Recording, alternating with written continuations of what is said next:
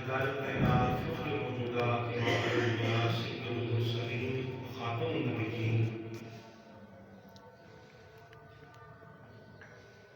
حبیب کبریا احمد مصطفیٰ حضرت سیدنا محمد مصطفیٰ صلی اللہ علیہ وسلم کی بارگاہ میں درود و سلام نذران پیش کرنے کے بعد اللہ رب العالمین نے قرآن مجید فرقان حمید میں ارشاد فرمایا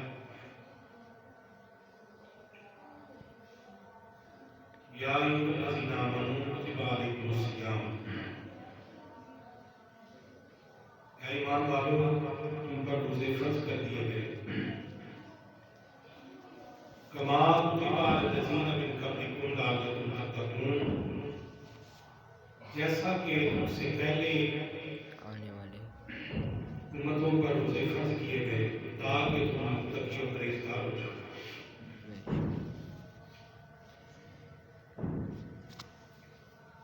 قرآن مجید فرقان حمید کی اس آیت مبارکہ کے اندر اللہ رب العالمین نے روزے کی تاریخ اور روزے کے مقاصد کے بارے میں یہ حکم ربانی ذکر فرمایا کہ روزہ صرف نبی رحمت میرے پیارے آقا صلی اللہ علیہ وسلم کی اس پاک امت پر روزہ فرض نہیں بلکہ پچھلی جو امتیں گزری ہیں ان پر بھی روزہ فرض کیا گیا۔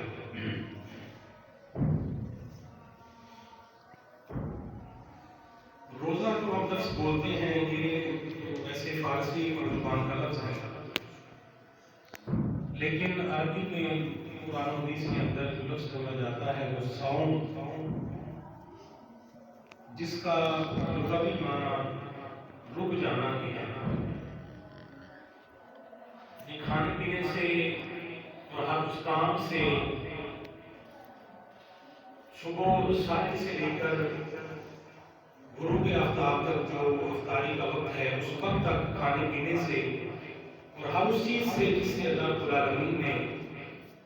منع فرمایا ہے، رک جانے کا حکم دیا ہے، اس سے رک جانے، اس لیے اس کو صوم یا روزہ کہا جاتا ہے۔ اور اس کا مقصد جو اولین قرآن مجید میں ذکر فرمایا گیا وہ یہ کہ لعلکم تتقون، تاکہ تم پرہیزگار ہو جاؤ۔ یعنی کہ پرہیزگاری جو ہے ایسی قوت اور تقویٰ ایک ایسی طاقت کا نام ہے کہ جو انسان کو برائیوں سے روکتی ہے، جو انسان کو گناہوں سے روکتی ہے۔ اور روزہ رکھ کے عزیزان گرامی قدر جو گناہوں سے رک جانا ہے اس کے اندر بے پناہ اضافہ ہو جاتا ہے کہ کھانا پینا اللہ رب العالمین نے حلال قرار دیا ہے، کھا سکتے ہیں، پی سکتے ہیں، لیکن اس کے باوجود چاہے سخت گرمی کا روزہ کیوں نہ ہو، انسان بھوک سے پیاس سے بڑال کیوں نہ ہو، لیکن کھانے پینے کی ہر چیز اس کے سامنے موجود ہے، میسر ہے، لیکن اس کے باوجود نہ تو وہ کھائے گا نہ وہ پیے گا۔ اس کی وجہ یہ ہے کہ وہ روزے کی حالت میں ہے۔ تو آخر کون سی ایسی طاقت اور قوت ہے کہ جس نے اس کو حلال چیز کھانے سے بھی منع کر دیا، اس وقت کے اندر جس حالت میں وہ روزے کے اندر ہے کہ وہ کھا نہیں سکتا، پی نہیں سکتا، کیوں کہ اللہ پاک نے منع فرمایا؟ کیا ہوا کہ جو کوئی دنیا کی آنکھ اسے نہیں دیکھ رہی، لیکن وہ تو اسے ہر وقت دیکھ رہا ہے کہ جو حی القیوم ذات ہے کہ لا تأخذہ سنۃ ولا نوم، کہ جس کو نہ نیند آتی ہے نہ اونگ آتی ہے۔ تو انسان کا ایمان اس قدر پختہ ہو جاتا ہے کہ میں ہر چیز میسر ہونے کے باوجود کھا پی نہیں رہا کہ میرا رب تو مجھے دیکھ رہا ہے۔ تو یہی طاقت اور قوت اور یہ پریکٹس اور یہ مشق جو ہے اس کو، اس کے ایمان کو، اس کے تقوی کو ایسے پختہ کرتی ہے کہ وہ رمضان المبارک کے علاوہ بھی ایسے کاموں سے پرہیز کرتا ہے، بچ جاتا ہے کہ اللہ رب العالمین مجھے ہر وقت دیکھنے والا ہے، اگر میں یہ عمل کروں گا، کام کروں گا تو میرا رب مجھ سے ناراض ہو جائے گا۔ اس کے جو روزے کے مقاصد ہیں اس میں اللہ تعالیٰ نے فرمایا لعلکم تتقون،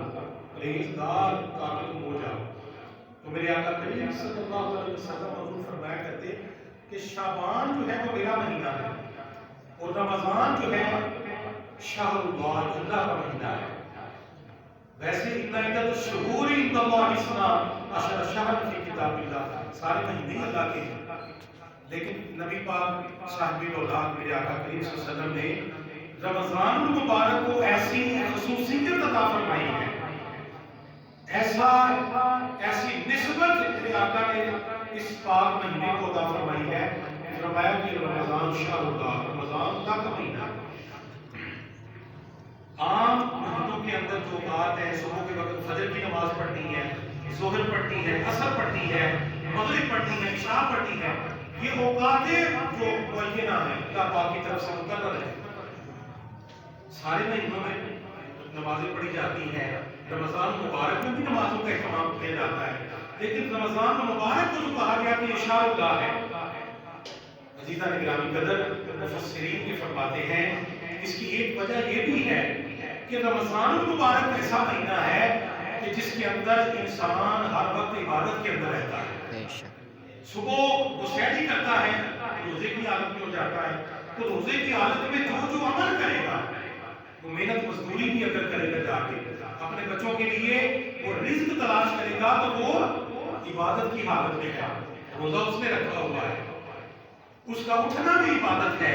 اس کا بیٹھنا بھی عبادت ہے۔ دوپہر کے وقت اگر وہ سو جاتا ہے تھوڑی دیر کے لیے تو وہ اس کا سونا بھی عبادت ہے، افطاری کرتا ہے تو عبادت ہے، اس کے بعد وہ تراویح پڑھتا ہے، قیام اللیل کرتا ہے،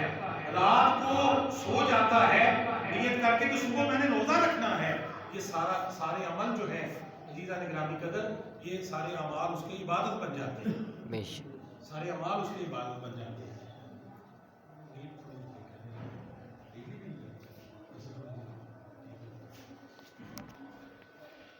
اس کے سارے اعمال جو ہیں وہ عبادت بن جاتے ہیں۔ تو میرے آقا فرماتے ہیں رمضان شہر اللہ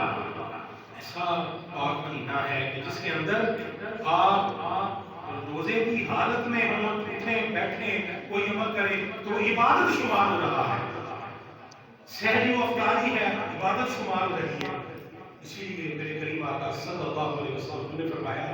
کہ متفق علیہ روایت سحری کیا کرو، تو ساری ہے، حضور نے فرمایا ساری کیا کرو، سحری کے اندر اللہ نے برکتیں رکھی ہیں، ساری جو ہے اس میں اللہ نے برکت رکھی ہے۔ لوگ کہتے ہیں کہ مطلب سحری کے وقت جو ہے نبی پاک علیہ السلام کی یہ مبارک سنت ہے، اور مسلمانوں کو اور اہل کتاب کو حضور کے حدیث پاک میں فرمایا کہ اہل کتاب اور اہل اسلام کے درمیان سحری فرق کرنے والی ہے۔ سحری میں فرمایا کہ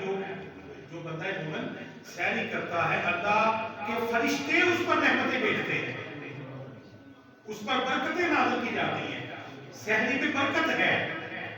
اور اہل کتاب اور اہل اسلام کے درمیان فرق کرنے والی ہے۔ چونکہ اہل کتاب جو ہے ان کے روزے اس طرح ہوتے ہیں کہ رات کو اگر وہ سو جاتے تو سونے کے بعد اگر صبح کے وقت اٹھتے تو کھانا پینا منع تھا ان کے لیے، کھانا پینا ان کے لیے منع تھا، اسی طرح وہ سارا دن گزارتے ہیں، غروب آفتاب کے وقت وہ کھانا دیتے ہیں روزہ ہوتا۔ لیکن نبی پاک علیہ السلام کی امت جو ہے کتنی آسانی اس کے لیے پیدا کر دی گئی کہ رات کو جو ہے وہ سوئیں، 10 بجے سوئیں، 11 بجے سوئیں، صبح سحری کے وقت وہ اٹھے، کھانا پینے کی امت محمدیہ کو اجازت دے دی گئی جس کو سحری کہا گیا ہے۔ تو وہ جو سحری ہے نبی پاک علیہ السلام کی جو حدیث میں انہوں نے فرمایا اس کے اندر اللہ نے برکت رکھی ہے، برکت ہے، باعث برکت ہے یہ عمل کرنا۔ نبی پاک علیہ السلام میرے پیارے آقا علیہ السلام کے جو فرمان ہے کہ اللہ رب العالمین نے میرے لیے یہ اعلان رکھا ہے کہ سحری جو ہے اس میں تاخیر کی جائے اور افطاری جو ہے اس میں جلدی کی جائے۔ اس کا مطلب یہ ہے کہ آج کل جو ہے 4:55 پر یا 54 پہ وقت ختم ہو رہا ہے، اس کے بعد اذان شروع ہو جاتی ہے، اس کا مطلب ہے کہ قریب وقت کے اندر سحری کی جائے. یہ نہیں ہے کہ آپ 3 بجے کھانا کھا لیں اور 3 بجے کے بعد جو ہے وہ دیکھیں کہ روزے کا جو دورانیہ ہے وہ آپ کا طویل ہو جائے گا. سحری کا وقت جو ہے وہ 2 گھنٹے اور ہے،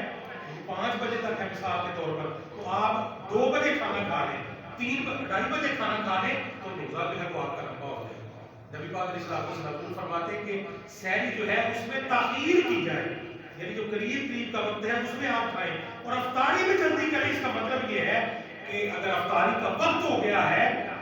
تو اس افطار کرنا روزہ اس کو ڈیلے نہ کریں، اس میں آپ اس کو طول نہ دیں کہ روزہ افطار کرنے میں تاخیر کر دیں آپ، بلکہ جب اگر وقت ہو گیا ہے روزہ افطار کرنے کا تو فوراً جو ہے وہ روزہ افطار کر دیا جائے. یہ دیکھیں دونوں عمل جو ہیں اس میں نبی پاک علیہ السلام کی امت کے لیے آسانی ہے. آسانی کے لیے کہا گیا ہے کہ آپ سحر جو ہے اس میں تاخیر کریں، افطاری کا وقت ہو گیا ہے تو روزہ افطار کریں. وزیدہ نے محترم میرے آپ پیارے آقا صلی اللہ علیہ وسلم کا میرے آقا کا جو فرمان ہے، صحابہ کہتے ہیں کہ نبی پاک علیہ السلام نے حضور تشریف لائے جمعے کے دن، ایک عمل حضور نے کیا اور وہ عمل جو ہے وہ خلاف توقع، یعنی پہلے حضور نے ایسا عمل نہیں کیا. ہم حیران ہوئے، نبی پاک علیہ السلام سے اس کے بارے میں ہم نے پوچھا کہ یا رسول اللہ صلی اللہ علیہ وسلم آپ کو ہم نے پہلے ہی عمل کرتے ہوئے نہیں دیکھا، اس کی وجہ کیا ہے؟ یا رسول اللہ صلی اللہ علیہ وسلم آپ نے اپنے مبارک منبر کی پہلی سیڑھی پہ قدم رکھا تو آپ نے اپنی زبان مبارک سے آمین پکارا، دوسری سیڑھی پہ قدم رکھا تو آمین پکارا، پھر تیسری پہ رکھا تو آپ نے آمین پکارا. تو نبی پاک علیہ السلام حضور مسکرایا، حضور نے فرمایا پتہ ہے کہ جب میں نے یہ عمل کیا تھا حضرت جبریل سید الملائکہ میری بارگاہ میں حاضر ہوئے تھا اور آ کر جبریل کے دعا کر رہے تھے کہ اللہ رب العالمین اس انسان کو ہلاک کر دے، یعنی اس بندے کے لیے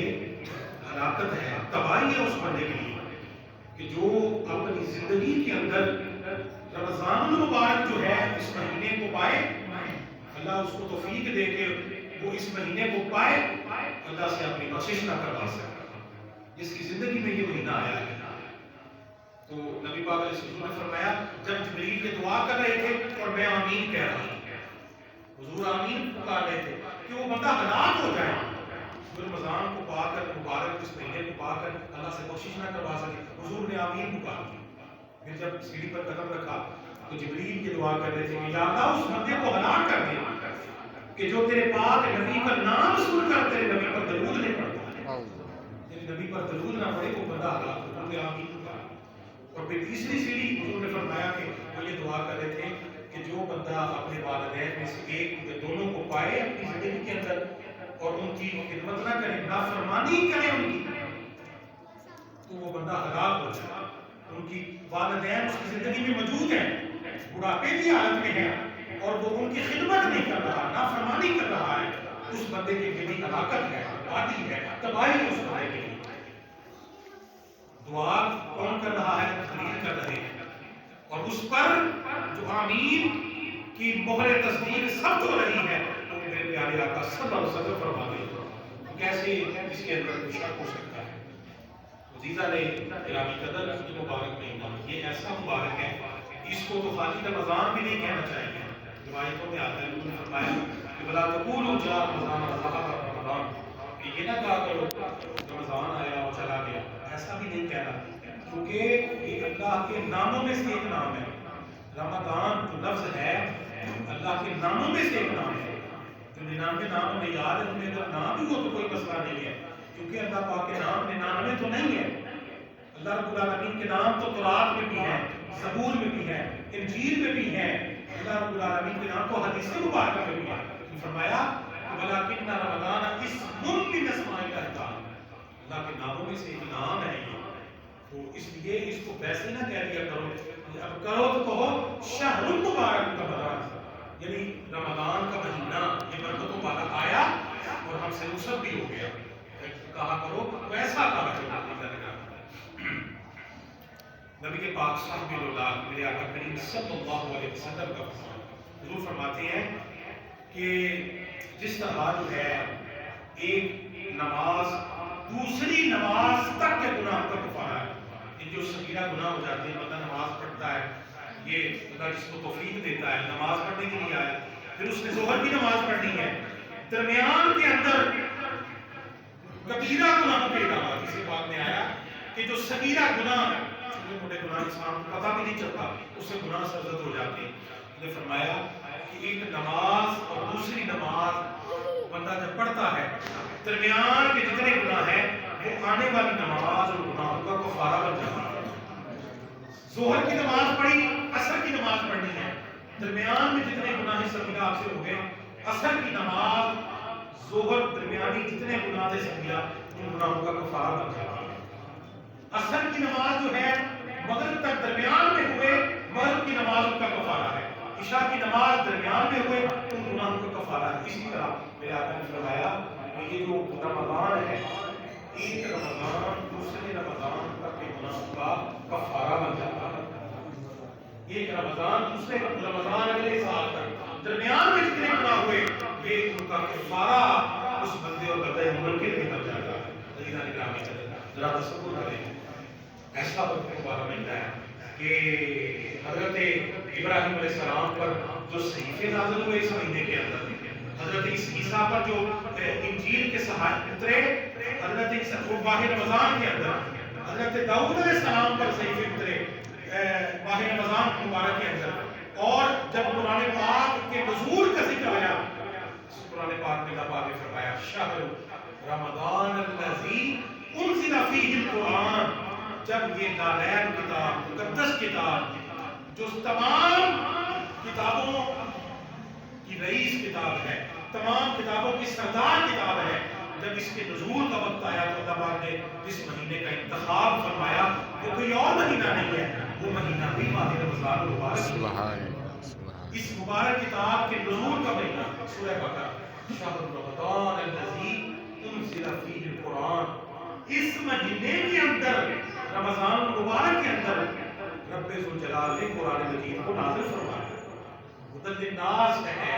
لوگوں کے لیے ہدایت والا ہے، وبینات من الہدی ہے، ہدایت کی واضح نشانیاں اس کے اندر ہیں. فمن شہد منکم الشہر فلیصم، جو اس مہینے کو پا لے، جو اس مہینے کو پائے اس کی زندگی میں اللہ جس کو موقع دے. یہ تو رمضان مبارک کے روزے کی فرضیت پر آیت ہے کہ فمن شہد، جو بندہ اس مہینے کو پا لے. عزیزان گرامی قدر، اللہ رب العالمین نے قرآن میں فرمایا فلیصم، اسے روزے رکھنا لازمی ہے اس کے لیے. وہ اس مہینے کے روزے رکھے، جو اس مہینے کو پا لے روزے اس کا فرض ہو جاتے ہیں، واجب ضروری ہو جاتے ہیں اس کے لیے. عزیزان گرامی قدر، میرے آقا کریم صلی اللہ علیہ وسلم نے یہ فرما دیا کہ یہ وہ مہینہ ہے کہ جس مہینے میں روزے رکھنا اور جس مہینے میں قیام کرنا. تراویح پڑھی جاتی ہے، لوگ اس کو بڑا ہلکا لیتے ہیں، بڑا جو ہے معمولی اس کو سمجھتے ہیں، لیکن وہ حدیث پاک ہے میرے آقا کی. عزیزان گرامی قدر، جو قیام اللیل کی روایتیں ہیں، یہ ماہ رمضان مبارک کے اندر حضور کا قیام کرنا، یہ تراویح ہے، یہ بھی قیام اللیل والی عبادت ہے. رات کو قیام کر کر آپ عبادت کر رہے ہو. تراویح جو ہے وہ سنت ہے میرے مصطفیٰ کی. نبی پاک علیہ الصلوۃ والسلام نے جس سے پاک ہے کہ من قام رمضان ایمانا واحتسابا غفر له ما تقدم من ذنبه، کہ جس بندے نے اس مہینے کے اندر قیام کیا، قام کا لفظ ہے رمضان، جس نے ماہ رمضان کے اندر قیام کیا، قیام کا معنی یعنی کھڑے ہو کر اللہ کی عبادت کر رہا ہو، تو ایمان کے ساتھ، احتساب کے ساتھ، تو غفر له ما تقدم من ذنبه، اس کی پچھلی زندگی کے گناہ اللہ معاف کروا دیتا ہے. اور پھر حدیث پاک میں آیا من صام ایمانا واحتسابا غفر له ما تقدم من ذنبه، جس بندے نے روزے رکھے ایمان کے ساتھ، احتساب کے ساتھ، یعنی ایمان کا معنی اللہ پر ایمان رکھتے ہوئے اور احتساب کا معنی اپنا احتساب کرتے ہوئے، اس سے کون کون سے گناہ ہوئے ہیں، میں نے زندگی میں گناہ کیے ہیں، یا اللہ میرے گناہ معاف کروا دے. یہ جو تیرا حکم، تیرے حکم پر عمل کرتے ہوئے تیری رضا کے لیے میں روزہ رکھ رہا ہوں، جس کے لیے تم نے اپنے محبوب سے فرمایا ہے کہ اپنے محبوب کے لوگوں سے فرما دے کہ ہیں تو ویسی ساری عبادتیں اللہ کے لیے، لیکن تمام عبادتوں کے اندر اللہ نے جس عبادت کو اپنے لیے نام لے کر منسوخ کیا ہے، اس نے فرمایا کہ مجھے میرے رب نے فرمایا ہے کہ ہر عمل کا ثواب 10,700 گنا، لیکن اللہ پاک نے ان الصوم سوائے روزے کے اس کا اجر نہیں بتایا. کیوں؟ اللہ پاک نے فرمایا الصوم لی وانا اجزی بہ، یہ میرے لیے ہے اور اس کی جزا اس کا بدلہ بھی میں دے رہا ہوں. اے باری تعالیٰ، میں نے تیرے اس محبوب کے فرمان پر عمل کرتے ہوئے میں تیری رضا کے لیے کھانا پینا چھوڑ دیا ہے. باری تعالیٰ، مجھ سے جو گناہ ہو گئے اس رمضان کے صدقے، اس عبادت کے صدقے، ان روزوں کے صدقے، یا اللہ میرے گناہ معاف فرما دے. حضور فرماتے ہیں من صام ایمانا و احتسابا، احتساب کرتے ہوئے اپنا، جس نے رمضان کے روزے رکھ دیے غفر لہ ما تقدم من ذنبہ، اللہ پچھلی زندگی کے سارے گناہ معاف فرما دے. کیسا پروانہ ہے میرے آقا کی زبان پاک سے، کیسی خوشخبری اس امت کے لیے نکلی ہے. عزیزان گرامی قدر، لیکن شرط فرما دی ہے اپنا احتساب کرے گا، اپنا احتساب کرے اور گناہوں پہ نادم ہو. نیت کر لے دل کے اندر کہ میں گناہ دوبارہ یہ نہیں کروں گا، اور توبہ کا معنی بھی یہی ہوتا ہے کہ دل کے اندر نیت کرے کہ میں گناہ کی نیت بھی نہیں کروں گا. عزیزان گرامی قدر، میرے آقا کریم صلی اللہ علیہ وسلم کا یہ جو حدیث پاک ہے یہ متفق علیہ بخاری اور مسلم کے اندر سرکار میرے آقا فرماتے ہیں ان فی الجنت بابا یقال له ریان، کہ جنت کے اندر بڑے دروازے ہیں، لیکن ایک دروازہ ہے جس کا نام حضور نے فرمایا الریان، اس دروازے کا نام میرے آقا نے فرمایا. یہ جو دروازہ ہے یہ مخصوص کر دیا گیا ہے، باقی جو دروازے ہیں اس سے اور عبادت گزار گزریں گے، لیکن جس نے روزے رکھے ہوں گے حضور نے فرمایا کہ اس کے لیے اللہ نے جنت کا علیحدہ دروازہ سے ہوتا ہے نا کہ یہ فلاں گیٹ ہے، یہ وی آئی پی جو لوگ ہیں یہاں سے وہ گزریں گے، مخصوص کر دیے گئے کہ یہ ان کا پروٹوکول ہے. دوسرے لوگ ان دروازوں سے گزر رہے ہیں، فلاں جو افراد ہیں ان کے لیے یہ گیٹ ہے، گیٹ نمبر فلاں ہے، یہ مخصوص ہے ان لوگوں کے لیے. تو جنت میں ایک گیٹ، ایک دروازہ ایسا بھی ہے، ایک باب جس کا نام اوپر لکھا ہوگا الریان. حضور نے فرمایا یدخل منہ الصائمون یوم القیامہ،